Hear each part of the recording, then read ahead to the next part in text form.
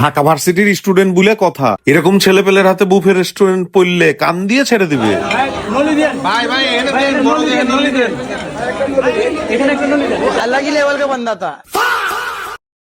Buffet খাইতে খাইতে half century পার করে ফেলেছি, কিন্তু এরকম বুফে জীবনও খাইনি। মাসের শুরুতে সবারই পকেট গরম থাকে। 750 টাকার বুফের কথা শুনে অফিসে সবাই মিলে দৌড়ে চলে আসলাম বুফে খেতে। লেকচার শেষ হয়ে যাবে, কিন্তু 100টা আইটেমের নাম বলে শেষ করা যাবে না।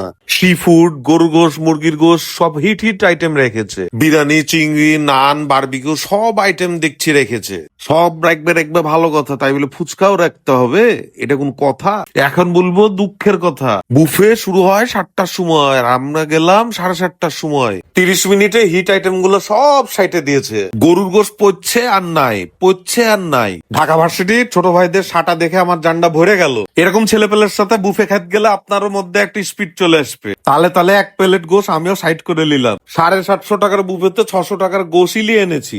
মাছ গোশ খেয়ে ডাবল পয়সা উসুল করে নিব। এদিকে গরুর গোশের টেস্টের কথা কি বলবো, হেভি লেগছিল।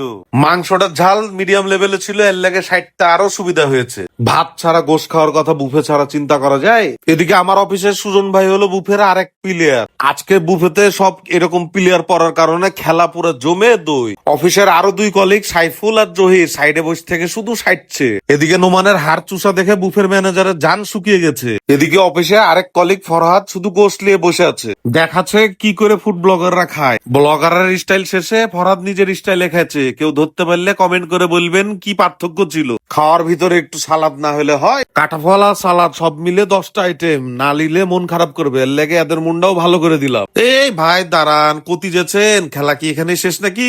এবার ব্যাটিং শুরু হবে লাইভ কিচেন থেকে। রূপচাঁদা, ডরি, তেলাপিয়া আর কাঁকড়া এই মাছগুলা যখন ভাসছে, এই সেন্টেই জান ভরে যাবে। দুবারে না হলেও 500 টাকার শুধু মাছই খেয়েছি। মাছের টেস্টের কথা যদি বলি, হেভি লেগছিল মাইরি। মাছ খাদ্যে সব থেকে ভালো লাগলো একটা কাটাও বাছা লাগেনি। গোশ মাছ খাওয়ার সময় একটা কথা বলে রাখি, বুফেতে ঝোল খাবেন কম। যাই হোক, গরম গরমে মাছ খাওয়ার মজা নিজে না খেলে বুঝানো মুশকিল। এদিকে হাসিব গোশ খেতে খেতে স্যুপ খাওয়ার কথা ভুলে গেছে।